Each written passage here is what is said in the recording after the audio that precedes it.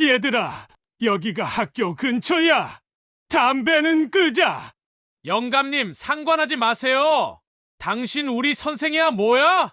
은퇴한 교장 박정우는 학교 근처 골목에서 담배를 피우던 학생들에게 훈계하다가 예상치 못한 폭력을 당합니다. 비틀거리며 쓰러진 그 순간 세상이 뒤집혔습니다. 그를 때린 학생이 다니는 학교는 바로 그가 세운 학교였던 것. 기막힌 이야기 채널을 찾아주셔서 감사합니다. 구독과 좋아요는 무료입니다. 구독 눌러주시고 매일 새로운 이야기를 만나보세요. 늦은 오후의 햇살이 창문을 통해 거실로 스며들었어요. 박정우는 소파에 앉아 커피잔을 천천히 입으로 가져갔습니다. 아무 말 없이 창밖을 바라보는 그의 눈빛에는 깊은 그리움이 담겨 있었어요. 창밖으로 보이는 초등학교 운동장에서는 아이들이 뛰어놀고 있었습니다. 방과 후 시간이었지만 아직도 운동장을 떠나지 않은 아이들이 삼삼오오 모여 공을 차고 있었어요. 정우는 그 모습을 보며 희미한 미소를 지었습니다. 요즘 애들은 참 당돌해졌어. 그래도 교육이란 건 아직 희망이 있지. 그는 혼잣말을 중얼거렸어요. 65년의 세월 중 40년을 교육자로 살아온 그였습니다. 초등학교 교사로 시작해서 중학교 교감을 거쳐 마침내 고등학교 교장까지 지냈던 그의 인생은 언제나 학생들과 함께였어요. 벽시계가 오후 5시를 가리키고 있었습니다. 정우는 자리에서 일어나 낡은 명패를 집어들었어요. 박정우 교장이라고 새겨진 그 명패는 퇴직한 지 5년이 지났지만 여전히 그의 곁을 지키고 있었습니다. 매일 외출할 때마다 그는 그 명패를 주머니에 넣고 다녔어요. 현관문을 나서는 그의 뒷모습을 본 아내 조은주가 걱정스러운 목소리로 말했습니다. 여보, 오늘은 그냥 집에 있어요. 요즘 세상이 얼마나 험한데. 괜찮아. 그냥 동네 한 바퀴만 돌고 올게. 정우는 아내를 안심시키려는 듯 손을 흔들며 집을 나섰어요. 은주는 한숨을 쉬며 남편의 뒷모습을 바라보았습니다. 그녀는 알고 있었어요. 남편이 매일 저녁 학교 근처를 배회하며 흡연하는 학생들을 찾아다닌다는 사실을요. 골목길을 걷는 정우의 발걸음은 느리면서도 단호했습니다. 그는 여전히 자신이 교장이라고 생각했어요. 퇴직했다는 사실이 그의 사명감을 멈추게 할 수는 없었습니다. 선생님, 요즘 세상에 누가 애들한테 잔소리를 해요? 괜히 나섰다가 혼나는 건 선생님이에요.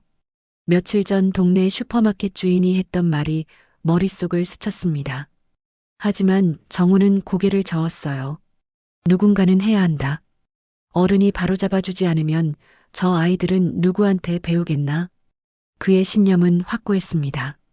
40년 동안 수많은 학생들을 가르쳤고 그 학생들이 사회의 기둥이 되는 모습을 지켜봤어요. 교육은 단순히 지식을 전달하는 게 아니라 인성을 길러주는 일이라고 그는 믿었습니다. 학교 근처 공원에 도착한 정우는 벤치에 앉아 주변을 둘러보았어요. 벌써 해가 기울기 시작했고 가로등이 하나둘 켜지고 있었습니다. 저녁 6시가 조금 넘은 시각이었어요. 공원 한쪽에서는 젊은 엄마가 유모차를 밀며 천천히 걷고 있었고 다른 쪽에서는 중학생으로 보이는 아이들이 농구를 하고 있었어요. 평화로운 풍경이었습니다. 하지만 정우의 눈은 공원 구석 담벼락 쪽을 향했어요. 그곳에서 종종 고등학생들이 모여 담배를 피우곤 했거든요. 오늘도 그럴 것 같은 예감이 들었습니다. 정우는 천천히 자리에서 일어났어요. 무릎이 욱신거렸지만 그는 개의치 않았습니다. 담벼락 쪽으로 걸어가는 그의 걸음걸이에는 여전히 교육자로서의 위엄이 남아 있었어요. 집에서는 은주가 남편 걱정을 하며 저녁 준비를 하고 있었습니다. 그녀는 병원 간호조무사로 일하면서도 남편을 돌보느라 늘 바빴어요. 아들 준우는 검사가 되어 바쁜 나날을 보내고 있었고 부부는 이제 둘만의 조용한 삶을 살고 있었습니다. 여보가 언제쯤 저 집착을 내려놓을까? 은주는 냄비에 국을 끓이면서 혼잣말을 했어요. 남편이 퇴직 후에도 학교에 대한 미련을 버리지 못하는 모습이 안타까웠습니다. 하지만 그녀도 알고 있었어요. 그게 남편의 삶이었다는 것을요. 해가 완전히 지고 어둠이 내리기 시작했습니다. 정우는 여전히 공원 근처를 배회하고 있었어요. 그의 눈은 날카로웠고 귀는 주변의 모든 소리를 듣고 있었습니다. 그때였어요. 담벼락 뒤에서 희미한 담배 연기가 피어오르는 게 보였습니다. 정우의 표정이 굳어졌어요. 그는 주머니 속 명패를 만지작거리며 천천히 그쪽으로 걸어갔습니다. 이번에도 제대로 타일러야겠어. 그는 마음속으로 다짐했어요. 하지만 그는 몰랐습니다. 오늘 저녁이 그의 인생을 완전히 바꿔놓을 거라는 사실을요. 평범했던 노년의 하루가 곧 끝나려 하고 있었습니다. 비가 내리기 시작했어요. 처음에는 보슬비였지만 점점 굵은 빗방울로 바뀌어 갔습니다.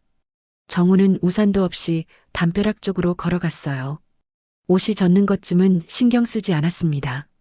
담벼락 뒤편에는 3명의 학생이 모여 있었어요. 모두 교복을 입고 있었지만 넥타이는 풀어 헤쳐져 있었고 셔츠는 바지 밖으로 나와 있었습니다. 그들은 담배를 피우며 무언가 대화를 나누고 있었어요. 정우가 다가가자 학생들은 그를 힐끗 쳐다보았습니다. 하지만 담배를 끄지 않았어요. 오히려 더욱 태연하게 연기를 내뿜었습니다. 얘들아, 여기가 학교 근처야. 담배는 끄자. 정우의 목소리는 부드러웠지만 단호했어요. 그는 40년간 수많은 학생들을 대해온 경험이 있었습니다. 처음에는 부드럽게 하지만 확실하게 말하는 게 중요하다는 걸 알고 있었어요. 학생들 중 한 명이 피식 웃었습니다. 키가 크고 머리를 노랗게 염색한 학생이었어요. 그는 정우를 위아래로 훑어보더니 비웃듯 말했습니다. 영감님, 상관하지 마세요. 당신 우리 선생이야 뭐야? 다른 학생들도 킥킥거리며 웃었어요. 그들의 눈빛에는 어른에 대한 존경심이 전혀 없었습니다. 정우는 가슴이 답답해지는 걸 느꼈어요. 하지만 참으려고 애썼습니다. 나는 선생이 아니지만 어른으로서 하는 말이다. 담배는 너희 건강에도 안 좋고 무엇보다 법으로 금지되어 있잖니. 정우는 여전히 차분한 목소리를 유지했어요. 그의 손은 주머니 속 명패를 꼭 쥐고 있었습니다. 명패를 만지면 마음이 진정되곤 했거든요. 키 큰 학생이 담배를 한 모금 더 빨아들이고는 정우 쪽으로 연기를 내뿜었어요. 고의적인 행동이었습니다. 정우의 얼굴을 스치고 지나간 연기가 그의 눈을 따갑게 만들었어요. 영감님은 경찰도 아니면서 무슨 법 타령이에요? 그냥 가세요. 우리 일은 우리가 알아서 해요. 정우는 참으려 했지만 교사로서의 본능이 올라왔습니다. 40년간 몸에 밴 습관이었어요. 잘못된 것을 보면 바로잡아야 한다는 신념이 그를 움직이게 만들었습니다. 학생이란 이름이 부끄럽지 않니?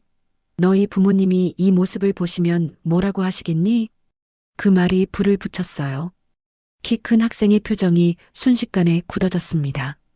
그의 눈빛이 차갑게 변했어요. 부모님 타령은 하지 마세요. 영감이 뭔데 우리 부모님까지 들먹여요? 학생은 담배를 바닥에 던지고 발로 지지겨 버렸습니다. 그리고는 정우에게 한 걸음 다가섰어요. 다른 두 학생도 그 뒤를 따랐습니다. 빗줄기가 더욱 거세졌어요. 정우의 옷은 이미 흠뻑 젖어 있었습니다. 하지만 그는 한 발짝도 물러서지 않았어요. 그의 눈빛은 여전히 단호했습니다. 너희들 지금이라도 잘못을 인정하고 집에 가거라. 내가 이번 한 번은 넘어가 주마. 정우는 마지막으로 기회를 주려고 했어요. 하지만 학생들의 반응은 달랐습니다. 영감이 뭔데 훈계질이야. 진짜 짜증나게 하네. 키 큰 학생이 소리를 질렀어요. 그의 목소리에는 분노가 가득했습니다. 옆에 있던 학생이 그를 말렸지만 소용없었어요. 태성아, 그만해. 그냥 가자. 닥쳐. 이 영감이 먼저 시비를 걸었잖아. 태성이라고 불린 학생의 주먹이 떨리고 있었어요. 정우는 그 모습을 보며 가슴이 아팠습니다. 저 분노 속에는 다른 무언가가 숨어 있다는 걸 그는 알 수 있었어요. 40년간 수많은 문제 학생들을 상담해온 경험이 그에게 말하고 있었습니다. 학생, 무슨 일이 있니? 어른한테 이렇게 화를 내는 건 내 문제가 아니라 내 마음속 상처 때문이야. 이야기해 보렴. 정우는 부드러운 목소리로 말했어요. 하지만 그 순간이었습니다. 닥쳐. 당신이 뭘 알아? 태성의 주먹이 날아왔어요. 정우는 피할 시간이 없었습니다. 주먹이 그의 얼굴을 정확히 가격했고 정우는 비틀거렸어요. 태성아, 뭐 하는 거야? 다른 학생들이 놀라서 소리쳤지만 이미 늦었습니다. 태성은 이성을 잃은 듯 보였어요. 그의 눈에는 눈물과 분노가 뒤섞여 있었습니다. 정우는 균형을 잃고 바닥으로 쓰러졌어요. 빗물이 고인 땅바닥에 그의 몸이 내동댕이 쳐졌습니다. 주머니에서 명패가 떨어져 나와 무릉덩이 속으로 굴러갔어요. 이 영감이 진짜. 태성은 쓰러진 정우를 내려다보며 거친 숨을 몰아쉬었습니다. 그의 손은 여전히 떨리고 있었어요. 다른 두 학생은 겁에 질린 표정으로 뒤로 물러섰습니다. 정우는 바닥에 쓰러진 채 하늘을 올려다보았어요. 빗방울이 그의 얼굴에 떨어졌습니다. 입가에서는 피가 흘러나오고 있었어요. 학생은 보호받아야 하는데 왜 이렇게. 그의 목소리는 떨리고 있었습니다. 고통 때문이 아니었어요. 슬픔 때문이었습니다. 자신이 평생 믿어왔던 가치가 무너지는 것 같았거든요. 태성은 여전히 그 자리에 서 있었어요. 그의 표정에는 분노와 함께 당황스러움이 뒤섞여 있었습니다. 그는 자신이 무슨 일을 저질렀는지 아직 제대로 깨닫지 못하고 있었어요. 빗소리만이 골목을 가득 채우고 있었습니다. 그리고 그 빗소리 속에서 한 노인의 신념이 산산조각 나고 있었어요. 정우는 바닥에 쓰러진 채 몸을 움직일 수 없었어요. 옆구리가 찢어지는 듯 아팠습니다. 태성의 주먹이 그의 얼굴을 가격한 충격으로 넘어지면서 갈비뼈 부근을 땅에 부딪혔던 거예요. 야, 도망가자. 학생 한 명이 다급하게 소리쳤습니다. 하지만 태성은 여전히 그 자리에 서서 정우를 내려다보고 있었어요. 그의 눈빛은 혼란스러웠습니다. 태성아, 빨리. 다른 학생이 태성의 팔을 잡아 끌었어요. 그제야 태성은 정신을 차린 듯 고개를 돌렸습니다. 3명의 학생은 순식간에 어둠 속으로 사라졌어요. 정우는 무릉덩이에 떨어진 명패를 바라보았습니다. 박정우 교장이라는 글자가 빗물에 씻겨 흐릿하게 보였어요. 그는 손을 뻗어 명패를 잡으려 했지만 몸이 말을 듣지 않았습니다. 신음소리가 입 밖으로 새어나왔어요. 옆구리의 통증이 점점 심해지고 있었습니다. 숨을 쉴 때마다 날카로운 통증이 온몸을 관통했어요. 시간이 얼마나 흘렀을까요? 정우는 빗속에 누워 있었습니다. 의식이 흐릿해지기 시작했어요. 하늘이 빙글빙글 돌았고 귓가에서는 이상한 소리가 들렸습니다. 여보세요. 사람이 쓰러져 있어요. 빨리 와주세요. 누군가의 다급한 목소리가 들렸어요. 근처 편의점 주인이었습니다. 그는 담배를 사러 나왔다가 쓰러진 정우를 발견한 거예요. 아저씨, 괜찮으세요? 편의점 주인이 정우에게 다가와 그를 흔들었습니다. 정우는 희미하게 눈을 떴어요. 시야가 뿌옇게 흐려져 있었습니다. 학생들은 괜찮은가요? 정우는 간신히 말을 꺼냈어요. 편의점 주인은 당황스러운 표정을 지었습니다. 학생들이요? 무슨 학생들이요? 지금 그게 중요한 게 아니잖아요. 하지만 정우는 계속 중얼거렸습니다. 의식이 희미해지면서도 그의 머릿속에는 학생들 생각뿐이었어요. 아이들은 보호받아야. 그런데 왜 이렇게. 멀리서 사이렌 소리가 들려왔습니다. 구급차와 경찰차가 동시에 도착했어요. 편의점 주인이 신고할 때 폭행 사건이라고 말했기 때문이었습니다. 환자 상태가 어떻습니까? 응급구조사가 재빨리 정우에게 다가왔어요. 그들은 신속하게 정우의 상태를 확인하기 시작했습니다. 의식은 있지만 흐릿합니다. 외상이 있고 호흡이 불안정해요. 빨리 병원으로 이송해야 합니다. 경찰관 2명이 편의점 주인에게 다가갔어요. 30대 중반쯤 되어 보이는 형사가 수첩을 꺼내 들었습니다. 목격하신 건가요? 아니요. 제가 왔을 때는 이미 이 상태였어요. 근처에서 비명소리가 들려서 나와봤더니 이렇게 쓰러져 계시더라고요. 주변에 다른 사람은 없었나요? 글쎄요. 제가 왔을 때는 아무도 없었어요. 하지만 저분이 계속 학생들 얘기를 하시더라고요. 형사는 고개를 끄덕이며 주변을 둘러보았습니다. 비가 내려 현장이 많이 훼손되어 있었어요. 하지만 담벼락 근처에서 담배꽁초 몇 개가 발견되었습니다. 일단 이것들 수거하고 주변 CCTV 확인해 보세요. 응급구조사들이 정우를 들것에 옮겨 실었어요. 정우는 들것에 누운 채 손을 뻗어 무언가를 찾는 듯 했습니다. 명패, 내 명패. 한 응급구조사가 무릉덩이에 떨어진 명패를 발견하고 집어들었어요. 빗물에 젖어 있었지만 글자는 선명하게 보였습니다. 박정우 교장. 교장 선생님이셨나 봐요. 응급구조사는 명패를 정우의 손에 쥐어주었습니다. 정우의 손가락이 명패를 꽉 움켜쥐었어요. 그것은 그가 평생 지켜온 자존심이자 신념의 상징이었습니다. 구급차가 출발했어요. 사이렌 소리가 빗속을 가르며 울려 퍼졌습니다. 정우는 희미한 의식 속에서도 명패를 놓지 않았어요. 형사는 현장에 남아 증거를 수집했습니다. 담배꽁초, 발자국 흔적, 그리고 담벼락에 묻어있는 손자국들이 발견되었어요. 이거 단순 폭행이 아닐 수도 있겠는데요. 젊은 경찰관이 말했습니다. 형사는 고개를 끄덕였어요. 일단 피해자가 의식을 회복하면 진술을 들어봐야겠어. 그리고 주변 CCTV 영상 확보하는 게 급선무야. 편의점 주인은 자신의 가게로 돌아가며 한숨을 쉬었습니다. 요즘 세상이 얼마나 무서운지 다시 한번 느끼는 순간이었어요. 구급차 안에서 정우는 산소 마스크를 쓴 채 눈을 감았습니다. 응급구조사가 그의 활력 징후를 체크하고 있었어요. 혈압이 떨어지고 있어요. 빨리 가야 합니다. 운전기사가 속도를 높였습니다. 빗길이었지만 사이렌을 울리며 최대한 빨리 병원으로 향했어요. 정우의 머릿속에는 여러 생각이 스쳐 지나갔습니다. 아내의 얼굴, 아들의 얼굴, 그리고 수많은 제자들의 얼굴이 주마등처럼 지나갔어요. 하지만 가장 선명하게 떠오른 건 방금 전 자신을 때린 그 학생의 얼굴이었습니다. 저 아이의 눈빛, 분노만이 아니었어. 슬픔이 있었어. 정우는 희미한 의식 속에서 중얼거렸어요. 40년간 교육자로 살아온 그는 학생의 눈빛만 봐도 그 아이가 어떤 상처를 안고 있는지 알 수 있었습니다. 구급차가 병원 응급실에 도착했어요.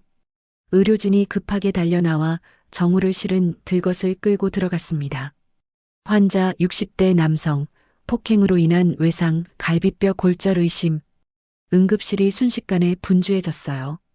정우는 여전히 명패를 손에 쥔 채 의식을 잃어가고 있었습니다. 빗소리만이 병원 창문을 두드리고 있었어요. 그리고 그 빗소리 속에서 한 노인의 신념과 한 학생의 분노가 충돌했던 그 순간의 여운이 아직도 골목에 남아 있었습니다. 하얀 천장이 눈에 들어왔어요. 정우는 천천히 눈을 떴습니다. 형광등 불빛이 너무 밝아서 눈이 부셨어요. 몸을 움직이려 하자 옆구리에서 날카로운 통증이 밀려왔습니다. 신음소리가 터져나왔어요. 간호사가 재빨리 병실로 들어왔습니다. 정신 차리셨어요? 잠깐만 기다리세요. 의사 선생님 모셔올게요. 간호사가 나간 뒤 정우는 천장을 바라보며 기억을 더듬었어요. 비 오던 저녁, 담배 피우던 학생들, 그리고 날아온 주먹. 모든 게 선명하게 기억났습니다. 문이 열리며 의사가 들어왔어요. 50대 중반쯤 되어 보이는 의사는 차트를 확인하며 말했습니다. 박정우 환자분이시죠? 갈비뼈 3대가 금이 갔고 얼굴과 몸 곳곳에 타박상이 있습니다. 다행히 내장 손상은 없어요. 하지만 최소 4주는 입원 치료가 필요합니다. 정우는 고개를 끄덕였어요. 말을 하려고 하자 입술이 따끔거렸습니다. 입술이 터져 있었던 거예요. 보호자분이 오셨는데 들어오시게 할까요? 네. 그러세요. 문이 열리고 아내 은주가 급히 들어왔습니다. 그녀의 눈은 빨갛게 충혈되어 있었어요. 울었던 흔적이 역력했습니다. 여보, 괜찮아요? 병원에서 연락받고 정말 놀랐어요. 은주는 남편의 손을 꼭 잡았어요. 정우는 아내를 바라보며 미안한 표정을 지었습니다. 미안해. 걱정 끼쳤어. 미안은요. 제가 말렸잖아요. 요즘 세상이 얼마나 험한데 괜히 나섰다가. 으흑. 은주는 울음을 터뜨렸어요. 정우는 아내의 손을 꽉 잡았습니다. 아무 말도 할 수 없었어요. 병실 밖에서는 형사가 기다리고 있었습니다. 의사가 나가자 형사가 조심스럽게 문을 두드렸어요. 실례합니다. 경찰입니다. 피해자분 진술을 듣고 싶은데요. 은주가 남편을 걱정스럽게 바라보았습니다. 정우는 고개를 끄덕이며 괜찮다는 표시를 했어요. 형사는 병상 옆 의자에 앉아 수첩을 꺼냈습니다. 어제 저녁 사건에 대해 기억나시는 대로 말씀해 주시겠습니까? 정우는 천천히 입을 열었어요. 목소리가 쉬어 있었습니다. 학교 근처를 산책하다가 학생들이 담배를 피우고 있길래 끄라고 했습니다. 그게 전부입니다. 학생들은 몇 명이었나요? 3명이었어요. 남학생들이었고 교복을 입고 있었습니다. 특징을 기억하시나요? 정우는 잠시 생각했어요. 그 학생의 얼굴이 떠올랐습니다. 분노로 가득 찬 눈빛, 노랗게 염색한 머리카락. 한 명은 키가 크고 머리를 노랗게 염색했어요. 그 학생이 저를 말을 잇지 못하고 정우는 입을 다물었습니다. 형사는 고개를 끄덕이며 메모했어요. CCTV 영상을 확보했습니다. 학생들 신원은 곧 파악될 것 같습니다. 피해자분께서는 처벌을 원하십니까? 정우는 대답하지 않았어요. 은주가 대신 말했습니다. 당연히 처벌해야죠. 노인을 때리다니 그게 말이 돼요? 하지만 정우는 여전히 침묵을 지켰습니다. 그의 표정은 복잡했어요. 형사가 병실을 나간 뒤 정우는 창밖을 바라보았습니다. 비는 그쳤지만 하늘은 여전히 잔뜩 흐려 있었어요. 저녁 무렵 병실 문이 열리며 아들 준호가 들어왔습니다.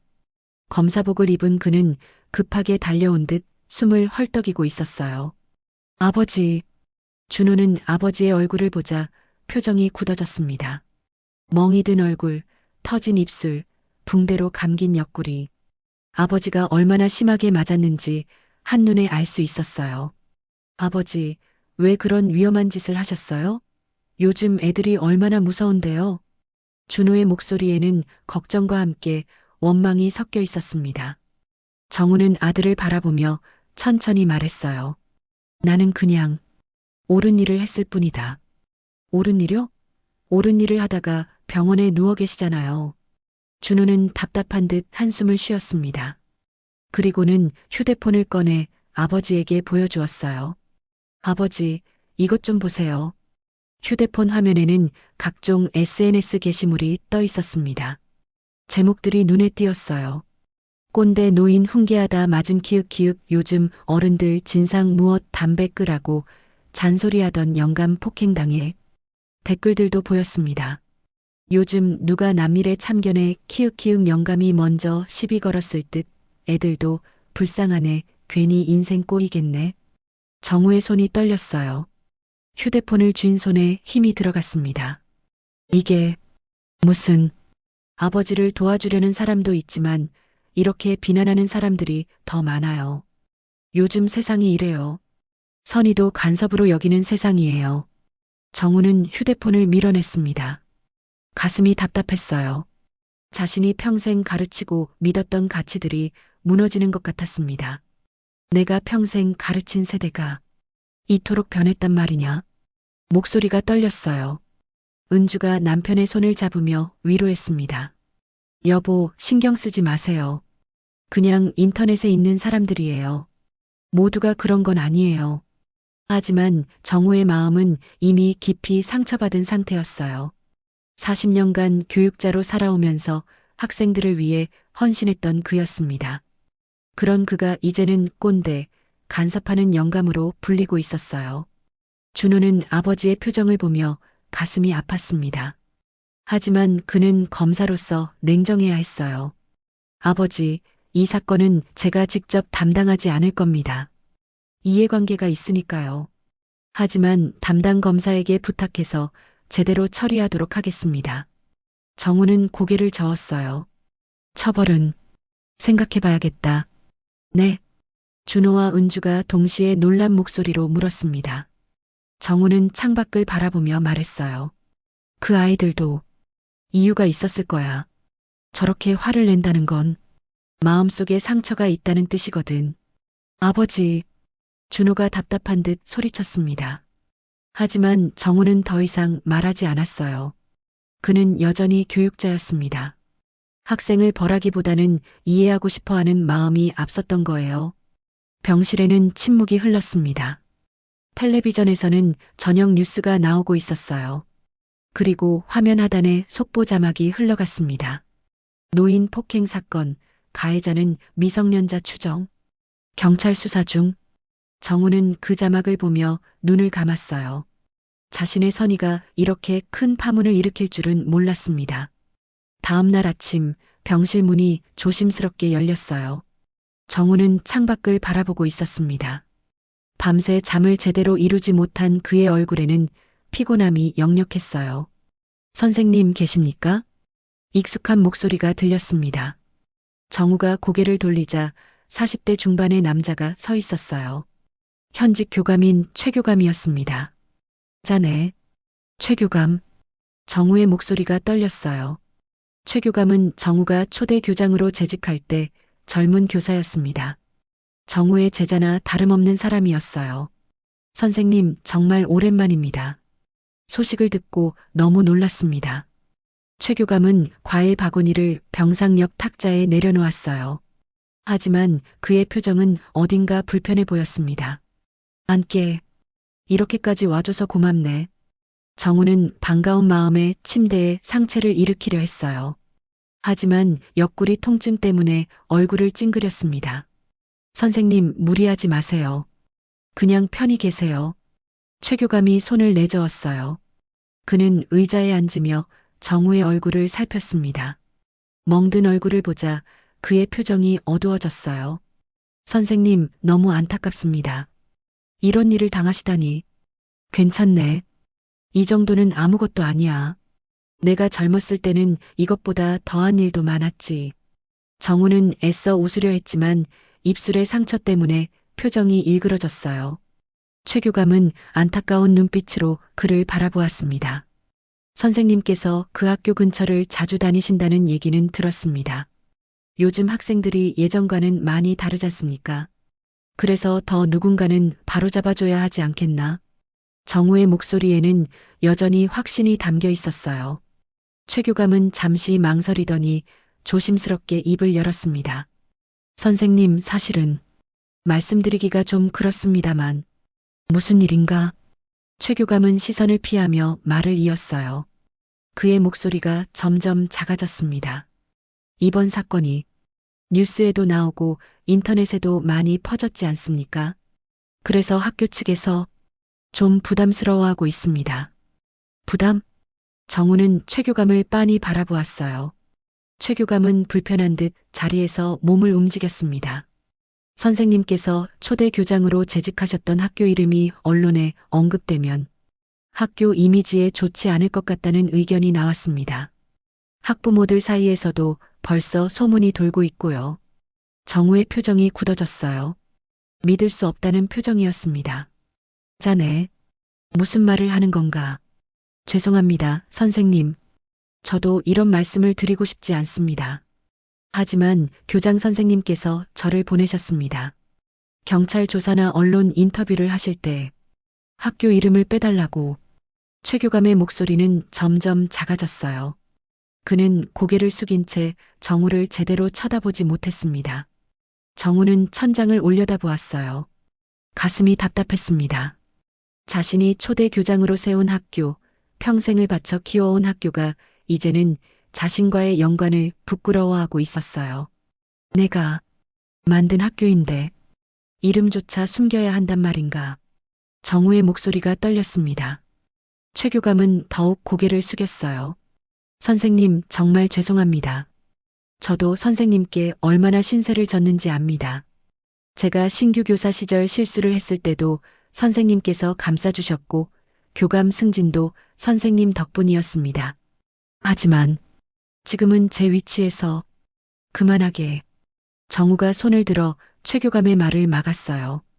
더 이상 듣고 싶지 않았습니다. 자네 입장도 이해하네.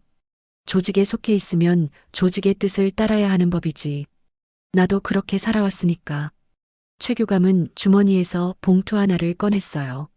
그리고 조심스럽게 병상 옆 탁자 위에 올려놓았습니다. 이건 학교 교직원들이 모은 성금입니다. 치료비에 보태시라고. 정우는 그 봉투를 바라보았어요. 돈으로 자신의 입을 막으려는 것처럼 느껴졌습니다. 가져가게. 난 필요 없네. 선생님, 가져가라고 했네.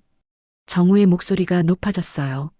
최 교감은 놀란 표정으로 정우를 바라보았습니다. 정우가 이렇게 화를 내는 모습을 처음 본 거예요. 최 교감은 봉투를 다시 주머니에 넣었습니다. 그리고는 자리에서 일어났어요. 선생님, 정말 죄송합니다. 쾌유하시길 바랍니다. 최 교감이 병실 문을 열고 나가려는 순간 정우가 말했습니다. 최 교감, 네, 선생님. 자네가 교감이 되던 날 내가 뭐라고 했는지 기억하나? 최 교감은 잠시 망설이다가 대답했어요. 교육자는 언제나 학생 편에 서야 한다고 말씀하셨습니다. 그래, 학생 편에 서야 한다고 했지. 학교 편에 서라고는 하지 않았네. 최 교감의 얼굴이 창백해졌어요. 정우는 창밖을 바라보며 덧붙였습니다. 이제 가보게. 자네도 할 일이 많을 테니. 최 교감은 아무 말도 하지 못하고 병실을 나갔어요. 문이 닫히는 소리가 유난히 크게 들렸습니다. 정우는 혼자 남겨진 병실에서 깊은 한숨을 쉬었어요.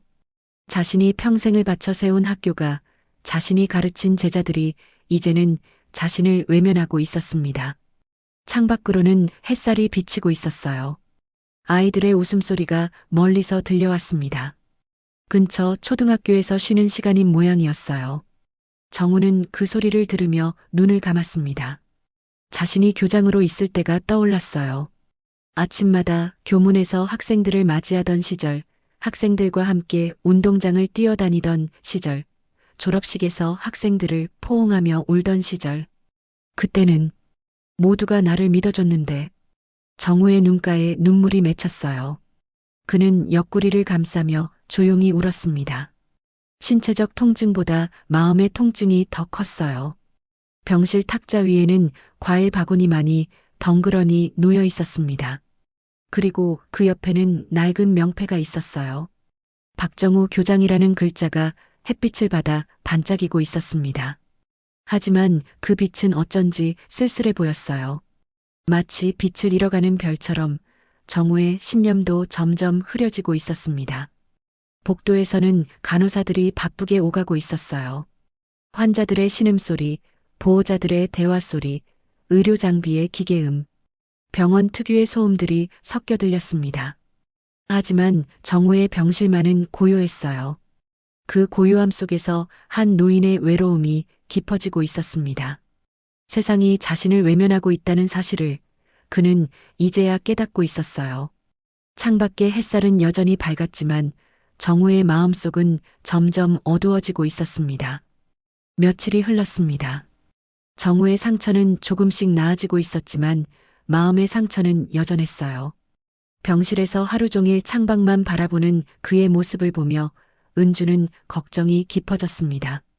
여보, 점심 드세요. 입맛이 없으시더라도 조금이라도 드셔야 해요. 그래. 고맙네. 정우는 힘없이 대답했어요. 식사를 하다 말고 숟가락을 내려놓았습니다. 먹는 것조차 힘들어 보였어요. 오후 2시쯤 병실 문을 두드리는 소리가 들렸습니다. 형사가 들어왔어요. 그의 손에는 서류 봉투가 들려 있었습니다. 피해자분, 잠시 시간 괜찮으십니까? 네, 들어오세요. 형사는 의자에 앉으며 봉투를 열었어요. 안에서 사진 몇 장을 꺼냈습니다. CCTV 영상을 분석했습니다. 학생들의 얼굴이 선명하게 나왔어요. 형사가 사진을 정우에게 보여주었어요. 3명의 학생 얼굴이 확대되어 있었습니다. 정우는 사진을 하나하나 살펴보았어요. 이 학생들 중에 피해자분을 폭행한 학생이 있습니까? 정우는 한 사진 앞에서 손을 멈췄어요. 노랗게 염색한 머리의 학생이었습니다. 그날 밤 자신을 때렸던 바로 그 학생이었어요. 이 학생입니다. 네, 이 학생 이름이 김태성이라고 합니다. 18살이고요. 근처 고등학교 3학년입니다. 김태성. 그 이름을 듣는 순간 정우의 얼굴이 굳어졌어요. 어디선가 들어본 이름 같았습니다. 기억을 더듬던 그의 눈이 커졌어요. 김태성. 혹시 그 학생 할아버지가... 네, 할아버지요? 형사가 의아한 표정으로 물었습니다. 정우는 침대 머리맡 서랍을 열었어요. 안에서 오래된 수첩 하나를 꺼냈습니다. 항상 가지고 다니던 것이었어요. 수첩을 넘기던 정우의 손이 어느 페이지에서 멈췄습니다. 거기에는 김철수 마이너스 1985년 졸업생, 장학금 수여라고 적혀 있었어요. 김 선생, 내 제자였지. 정우의 목소리가 떨렸습니다. 형사는 고개를 갸웃듯했어요. 무슨 말씀이신지. 김태성 학생의 할아버지가 김철수라면 그분은 내가 초대 교장으로 있을 때 가르쳤던 제자입니다. 가정 형편이 어려워서 제가 장학금을 주선했었지요. 정우는 수첩을 꼭 쥐었어요. 그때의 기억이 선명하게 떠올랐습니다. 1985년 봄이었어요. 김철수는 공부를 잘했지만 집안 사정이 어려워 학교를 그만두려 했습니다. 정우는 그 소식을 듣고 직접 김철수의 집을 찾아갔었어요. 선생님, 저는 괜찮습니다. 동생들도 있고 아버지 병원비도 있어서 자네는 공부를 해야 해. 이 나라의 미래를 짊어질 인재야. 내가 장학금을 알아볼 테니 학교만 계속 다녀. 정우는 여기저기 뛰어다니며 장학금을 받을 수 있게 해줬어요. 김철수는 무사히 졸업했고 나중에 교사가 되었습니다. 졸업식 날 김철수가 정우를 껴안으며 울었던 모습이 아직도 기억났어요. 선생님, 평생 은혜 잊지 않겠습니다. 그랬던 김철수의 손자가 지금 자신을 때렸다는 사실이 믿기지 않았어요. 혹시 김철수 선생은 지금 어떻게 지내고 있는지 아십니까? 형사가 서류를 뒤적이며 대답했어요. 기록을 보니 김철수 씨는 5년 전에 돌아가셨습니다. 병으로요. 정우의 얼굴이 창백해졌어요.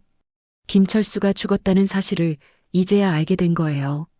그럼 그 아이는? 김태성 학생은 현재 어머니와 단둘이 살고 있습니다. 아버지는 이혼 후 연락이 끊긴 상태고요. 어머니는 식당에서 일하고 계십니다. 형사의 말을 듣던 정우는 고개를 떨구었어요. 그 아이도 어려운 환경에서 자라고 있었던 거예요. 할아버지처럼요. 학교 성적은 어떻습니까?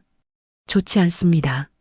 중학교 때부터 문제 행동이 있었고 최근에는 학교 폭력 가해자로 신고된 적도 있습니다. 정우는 가슴이 아팠어요. 김철수 선생이 살아있었다면 손자를 제대로 가르쳤을 텐데 할아버지가 일찍 돌아가시는 바람에 그 아이가 길을 잃은 거예요. 그 아이의 눈빛, 이제 이해가 됩니다. 정우는 중얼거렸어요. 태성이 자신에게 보였던 분노의 눈빛, 그 속에는 할아버지를 잃은 슬픔, 아버지에게 버림받은 상처, 어려운 가정 환경에서 오는 좌절감이 숨어 있었던 거예요. 피해자분, 이제 가해자 신원이 확인되었으니 곧 조사가 진행될 겁니다. 처벌 수위에 대해서는 어떻게 생각하십니까? 형사의 질문에 정우는 대답하지 않았어요.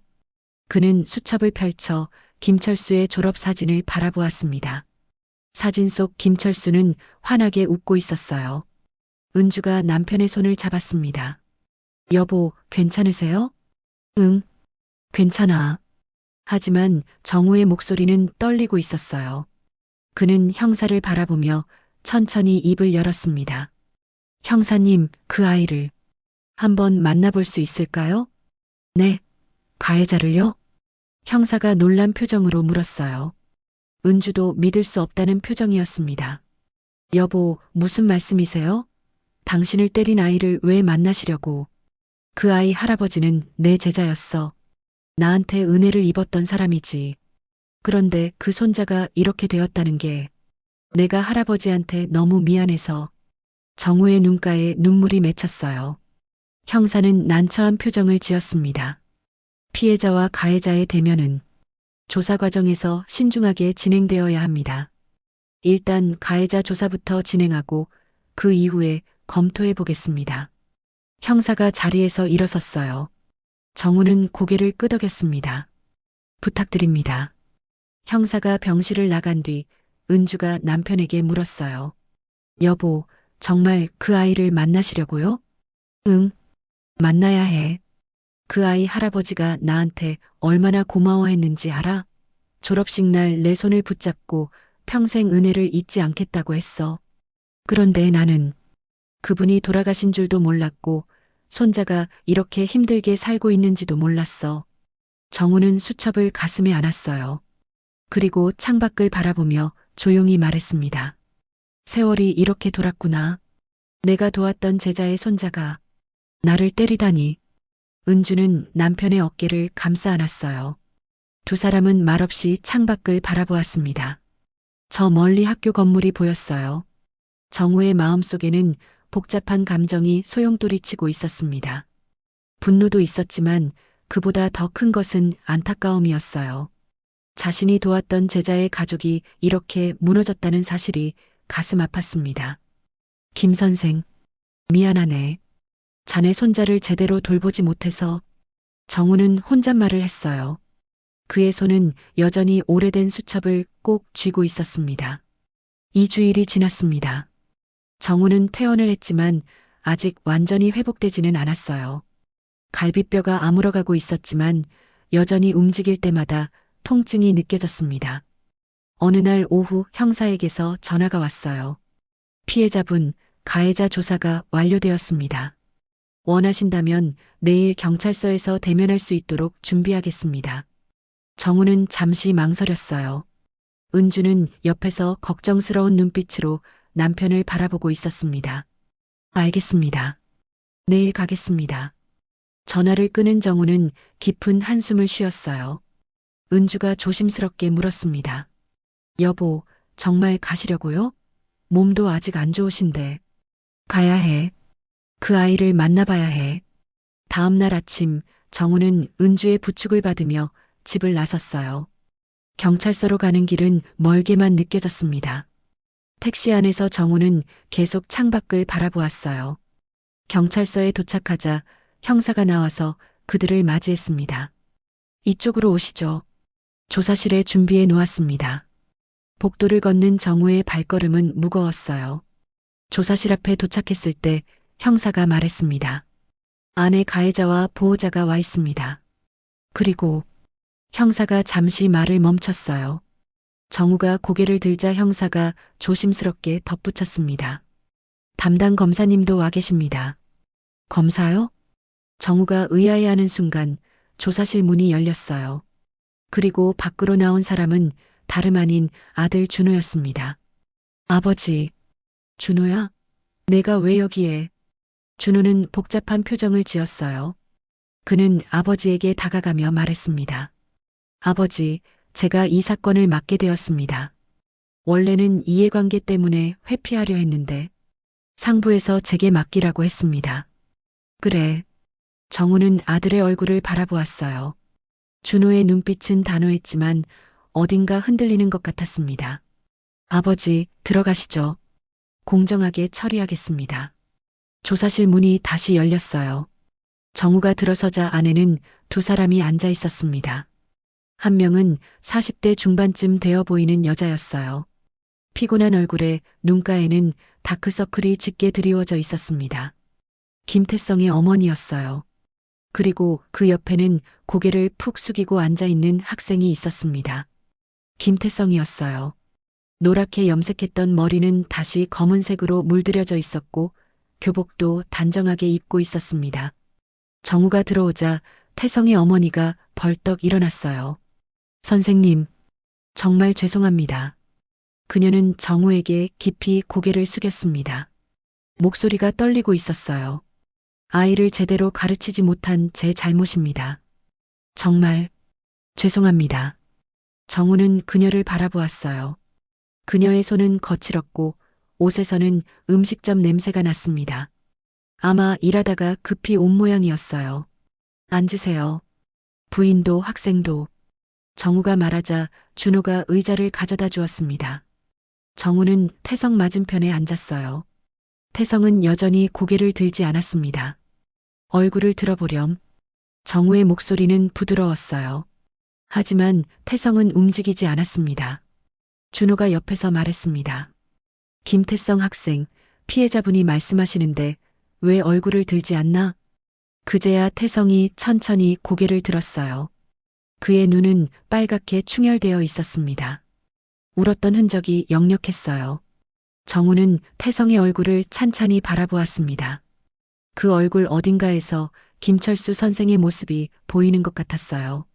너, 할아버지를 닮았구나. 정우의 말에 태성의 눈빛이 흔들렸어요.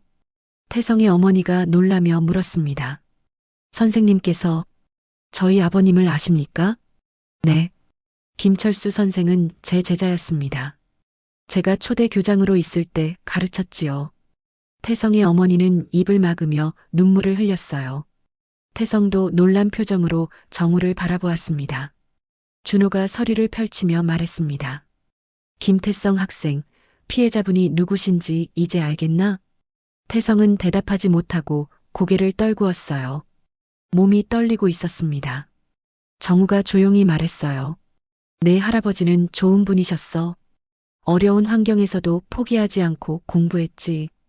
그리고 훌륭한 교사가 되었단다. 태성의 눈에서 눈물이 흘러내렸어요. 그는 떨리는 목소리로 말했습니다. 몰랐어요. 그냥 잔소리하는 영감인 줄만 알았어요. 태성아. 어머니가 아들을 나무랐지만 정우는 손을 들어 말렸어요. 괜찮습니다. 계속해보렴.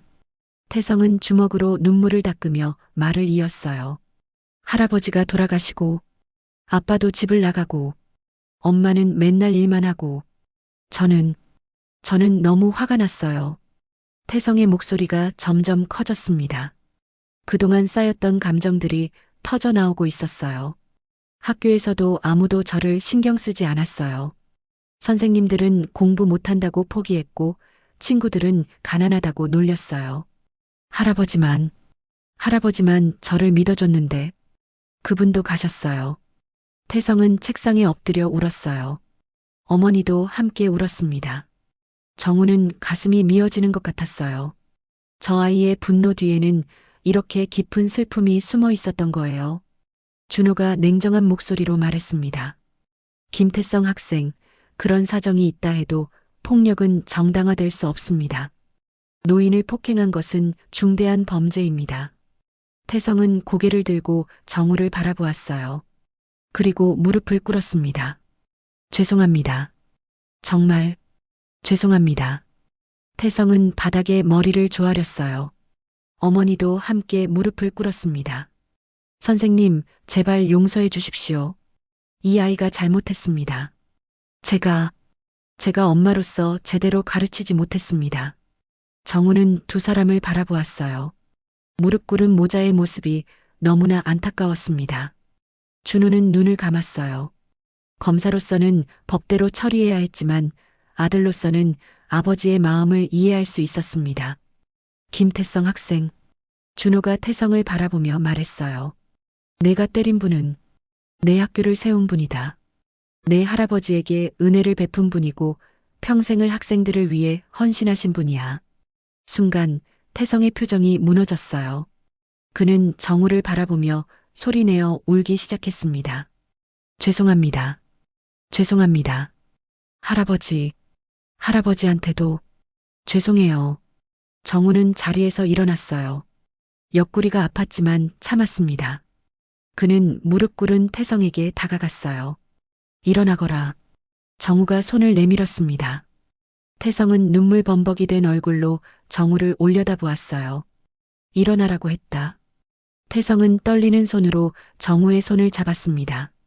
정우가 태성을 일으켜 세웠어요. 그리고 태성의 어깨에 손을 올렸습니다. 내 할아버지는 훌륭한 분이셨어. 너도 그렇게 될 수 있단다. 태성은 정우를 껴안으며 울었어요. 정우도 태성의 등을 토닥여 주었습니다. 조사실 안은 눈물바다가 되었어요. 태성의 어머니는 소리 없이 울고 있었고 은주도 눈물을 닦고 있었습니다. 준호는 창밖을 바라보았어요. 그의 눈가도 촉촉이 젖어 있었습니다. 검사로서 수많은 사건을 다뤘지만 이렇게 가슴이 먹먹한 적은 처음이었어요. 정우는 태성을 떼어놓고 그의 얼굴을 바라보았습니다. 이제 다시 시작하자꾸나. 태성은 고개를 끄덕이며 대답했어요. 네, 선생님. 그 순간 세대의 갈등이 세대의 화해로 바뀌기 시작했습니다. 분노와 슬픔이 용서와 희망으로 변하고 있었어요. 석 달이 흘렀습니다. 가을이 깊어지고 겨울이 다가오고 있었어요. 정우의 상처는 완전히 아물었고 이제는 예전처럼 산책도 할 수 있게 되었습니다. 그날 아침 정우는 거실에서 신문을 읽고 있었어요. 은주는 부엌에서 아침 준비를 하고 있었습니다. 여보, 오늘 날씨 좋은데 공원 산책 가실래요? 그래, 좋지. 오랜만에 함께 걷자고. 정우는 신문을 접으며 창밖을 바라보았어요. 맑은 하늘이 펼쳐져 있었습니다. 날씨가 좋은 날이었어요. 현관에서 우편함을 확인하던 은주가 편지 한 통을 들고 들어왔습니다. 여보, 편지 왔어요. 편지? 요즘 누가 편지를 보내나? 정우는 편지를 받아들었어요. 봉투에는 박정우 교장님께라고 정성스럽게 쓰여 있었습니다. 뒷면에는 발신인 이름이 있었어요. 김태성 올림. 정우의 눈빛이 부드러워졌습니다. 그는 조심스럽게 봉투를 뜯었어요. 안에는 편지지 2장이 들어 있었습니다. 교장님, 안녕하세요. 김태성입니다. 먼저 다시 한번 깊이 사죄드립니다. 그날의 일은 제 평생의 죄악이며 교장님께 용서받을 수 없는 잘못을 저질렀습니다. 하지만 교장님께서는 저를 용서해 주셨고 다시 시작할 기회를 주셨습니다. 경찰서에서 돌아온 뒤 저는 많은 생각을 했습니다. 할아버지가 살아계셨다면 저에게 뭐라고 하셨을까 생각해 봤어요. 아마도 크게 실망하셨겠죠. 할아버지께서 그토록 존경하던 분을 제가 때렸으니까요. 할아버지는 돌아가시기 전에 제게 자주 말씀하셨습니다.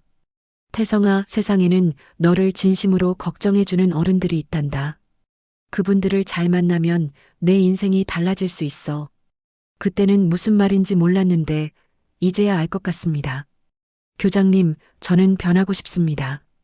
할아버지처럼 그리고 교장님처럼 훌륭한 사람이 되고 싶습니다. 그래서 결심했습니다. 저도 교사가 되겠습니다. 지금 제 성적으로는 대학 가기도 힘들지만 포기하지 않겠습니다. 엄마도 저를 응원해주고 계세요. 요즘은 새벽마다 일어나서 공부하고 있습니다. 어렵지만 할아버지 생각하면 힘이 납니다. 할아버지가 늘 말씀하셨어요. 교장 선생님은 나에게 희망을 주신 분이야. 그분이 아니었다면 나는 공부를 포기했을 거야. 태성아, 너도 언젠가 그런 은인을 만나게 될 거다. 그때 꼭 기억해라. 받은 은혜는 반드시 갚아야 한다고. 저는 이제 알았습니다. 교장님이 바로 그 은인이라는 것을요. 할아버지께 받은 은혜를 저는 다른 학생들에게 전하고 싶습니다. 교사가 되어서 방황하는 아이들을 도와주고 싶습니다. 교장님, 제가 교사가 되는 그날까지 지켜봐 주세요. 꼭 좋은 모습으로 다시 찾아뵙겠습니다. 할아버지가 항상 하시던 말씀이 있어요. 당신 같은 분을 잊지 말라고. 저는 절대 잊지 않겠습니다. 감사합니다, 교장님. 김태성 올림. 정우는 편지를 다 읽고 천천히 접었어요. 그의 눈가에 눈물이 맺혔습니다. 은주가 옆에서 남편의 어깨를 감싸 안았어요. 여보, 고맙구나. 정말 고마워. 정우는 편지를 가슴에 안았습니다. 석 달 전의 그날 비 오던 골목에서의 아픔이 이제는 희망으로 바뀌고 있었어요. 정우는 책상으로 걸어갔습니다. 책상 위에는 낡은 명패가 놓여 있었어요. 박정우 교장이라는 글자가 여전히 빛나고 있었습니다. 그는 명패를 손에 들고 창밖을 바라보았어요. 저 멀리 학교 건물이 보였습니다. 운동장에서는 아이들이 뛰어놀고 있었어요. 여보, 공원 가기 전에 잠깐 학교 앞으로 갈까요? 은주가 물었습니다. 정우는 고개를 끄덕였어요. 그래, 오랜만에 가봐야지. 두 사람은 손을 잡고 집을 나섰습니다. 날씨는 화창했고 거리에는 낙엽이 쌓여 있었어요. 학교 앞에 도착하자 정우는 교문을 바라보았습니다. 30년 전 자신이 처음 교장으로 부임했을 때의 기억이 떠올랐어요. 그때는 모든 게 새로웠고 희망으로 가득했었습니다. 선생님, 뒤에서 누군가 부르는 소리가 들렸어요. 정우가 돌아보자 최 교감이 서 있었습니다. 그의 손에는 서류 가방이 들려 있었어요. 선생님, 오랜만입니다. 많이 좋아지셨나 봅니다. 최 교감은 미안한 표정으로 정우에게 다가왔어요. 정우는 미소를 지으며 말했습니다. 그래, 이제 다 나았네. 자네도 잘 지냈나? 네, 선생님. 그날 일은 정말 죄송했습니다. 최 교감은 고개를 숙였어요. 정우는 그의 어깨를 가볍게 두드렸습니다. 괜찮네. 자네도 어쩔 수 없는 입장이었을 테니까. 선생님, 최 교감의 눈가가 붉어졌어요. 정우는 학교 건물을 바라보며 말했습니다. 이 학교 여전히 아름답구먼. 네, 선생님께서 세우신 학교입니다. 저희가 잘 지켜나가겠습니다. 정우는 고개를 끄덕였어요. 그리고 명패를 꺼내 잠시 바라보다가 최 교감에게 건넸습니다. 자네가 가지게. 이건 이제 자네 것이야. 선생님, 이건 교장의 명예는 명패에 있는 게 아니라 학생들 마음속에 있는 거야. 자네가 학생들 마음속에 좋은 교장으로 남는다면 그게 진짜 명예지. 최 교감은 떨리는 손으로 명패를 받았어요. 그리고 깊이 고개를 숙였습니다. 명심하겠습니다, 선생님. 정우는 은주의 손을 잡고 천천히 걸어갔습니다. 두 사람의 뒷모습을 바라보던 최 교감은 명패를 가슴에 안았어요. 공원에 도착한 정우와 은주는 벤치에 앉아 휴식을 취했습니다. 정우는 주머니에서 태성의 편지를 다시 꺼내 읽었어요. 여보, 그 아이가 정말 교사가 될까요? 은주가 물었습니다. 정우는 미소를 지으며 대답했어요. 될 거야. 그 아이 눈빛을 봤거든. 진심이었어. 할아버지를 닮았더라고. 그 아이 할아버지도 교장님께 도움을 받았다며요? 응. 김철수 선생. 참 좋은 사람이었지. 어려운 환경에서도 포기하지 않고 꿈을 이뤘어. 태성이도 그럴 거야. 정우는 하늘을 올려다보았어요. 구름 한 점 없는 맑은 하늘이었습니다. 김 선생, 잘 지내고 계시겠지? 자네 손자 잘 지켜볼 테니 걱정 말게나. 정우는 혼잣말을 했어요. 바람이 불어와 나뭇잎들이 흔들렸습니다. 마치 누군가의 대답처럼 느껴졌어요. 저녁 무렵 집으로 돌아온 정우는 책상 앞에 앉았습니다. 그리고 편지지를 꺼내 답장을 쓰기 시작했어요. 태성에게 편지 잘 받았단다. 내가 교사가 되겠다는 결심을 했다니 정말 기쁘구나. 할아버지께서도 분명 하늘에서 기뻐하고 계실 거야. 교사의 길은 쉽지 않단다. 하지만 그만큼 보람 있는 일이지. 내가 가르칠 학생들 중에는 너처럼 방황하는 아이들도 있을 거야. 그때 내 경험이 큰 도움이 될 거란다. 할아버지가 내게 받은 은혜를 이제 내가 다른 아이들에게 전하는 거야.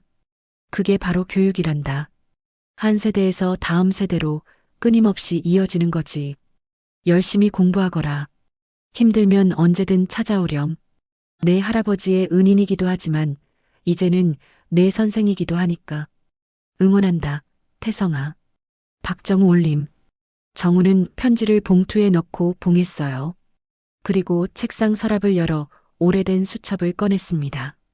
수첩에는 수많은 제자들의 이름이 적혀 있었어요. 그는 새 페이지를 펼치고 천천히 이름을 적었습니다. 김태성 마이너스 2025년 다시 시작하는 제자. 정우는 수첩을 덮으며 미소 지었어요. 그리고 조용히 속삭였습니다. 가르침은 결국 돌아오는 법이야. 창문 사이로 저녁 노을이 스며들었습니다. 붉은 노을빛이 책상 위를 비추고 있었어요. 그 빛 속에서 수첩과 편지가 함께 빛나고 있었습니다. 정우는 창밖을 바라보았어요. 저 멀리 학교 건물이 노을에 물들어 있었습니다. 운동장은 텅 비어 있었지만 내일이면 다시 아이들의 웃음소리로 가득 찰 거예요. 은주가 거실에서 불렀습니다. 여보, 저녁 준비됐어요. 응, 지금 갈게. 정우는 자리에서 일어났어요. 그의 걸음걸이는 가벼웠습니다. 석 달 전의 고통과 슬픔은 이제 희망으로 바뀌었어요. 세대의 갈등은 세대의 화해로, 분노는 용서로, 절망은 희망으로 변했습니다. 그리고 한 노인의 신념은 한 청년의 꿈이 되었어요. 정우는 거실로 걸어가며 창밖을 한 번 더 바라보았습니다. 노을이 점점 짙어지고 있었어요. 하루가 저물어가고 있었지만 새로운 내일이 곧 밝아올 거였습니다. 교육은 끝나지 않습니다. 한 세대에서 다음 세대로, 한 사람에서 다른 사람으로 끊임없이 이어지는 거예요. 정우가 김철수에게 전했던 희망이 이제는 김태성을 통해 또 다른 학생들에게 전해질 거였습니다. 그리고 그것이 바로 교육의 본질이었어요.